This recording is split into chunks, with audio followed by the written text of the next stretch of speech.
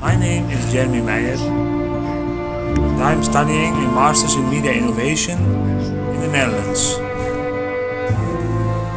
People tended to say I understand you when I told them about my situation or how I was doing.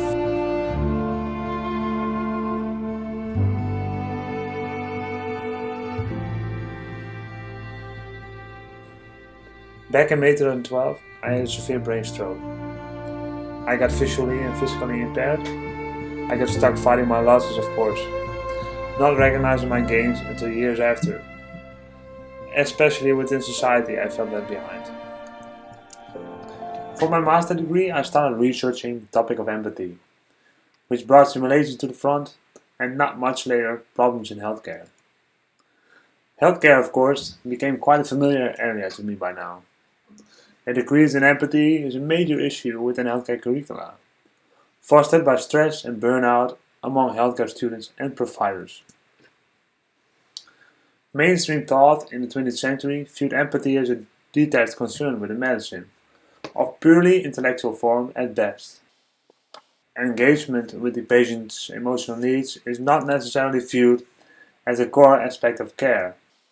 The ways in which empathy of medical students fluctuates during the years of training is a topic under constant investigation, and multiple studies find it to decline, especially during the phase of clinical training, resulting from overcrowded institutions or the complexity of clinical practice, exposure to experiencing depression and anxiety, and often students find themselves in need of support, which tend to cause a decrease in empathy.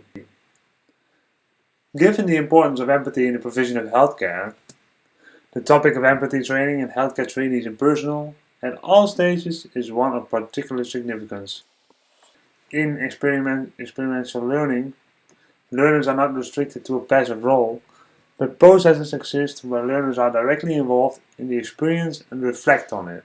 Simulations can provide a pathway for such experiential learning to occur.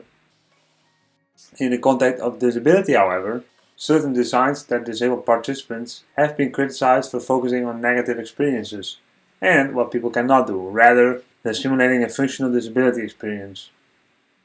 Unintentionally, they increase the perception of otherness in the disabled and charge interactions with the disabled with feelings of anxiety and threat. So simulations focus on personal deficits, impairments, ignoring the picture of disability in social settings.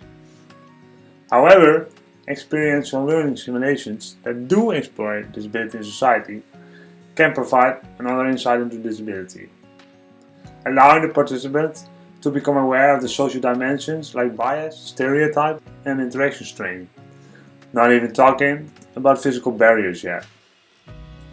Even briefly enacted, these experiences allow the participant to learn more about themselves and the social construction of disability within society, to gain some true insights about what it means to live in society with a disability rather than to live in one's physical environment with a disability. The intervention conserves a wheelchair slightly lifted from the ground, instrumented with sensors, rotary encoders, to feed information about wheel rotation, movement, into a virtual world. Next, through tactile actuators, tactile information will be transferred from physical world into the virtual world. Because according to former research, the sense of embodiment has an underlying structure consisting of three subcomponents: sense of self-location, sense of agency, and sense of body ownership. Sense of body ownership increases by the degrees of sensory correlations between biological movement and perceived stimulation on an avatar's body. A randomized between-subject research design will evaluate the effects of disabled agency in VR. The independent variable will be visual-tactile interaction, representing agency. First, visual-tactile interaction correlations will be present, allowing interaction with the environment, causing more independency. Second, visual-tactile correlations are missing, causing dependency on the social environment, emphasizing constraints and barriers. Initially, levels of empathy among Dutch healthcare students will be evaluated through a chosen questionnaire, all with the goal to explore the answer to this fairly personal research question.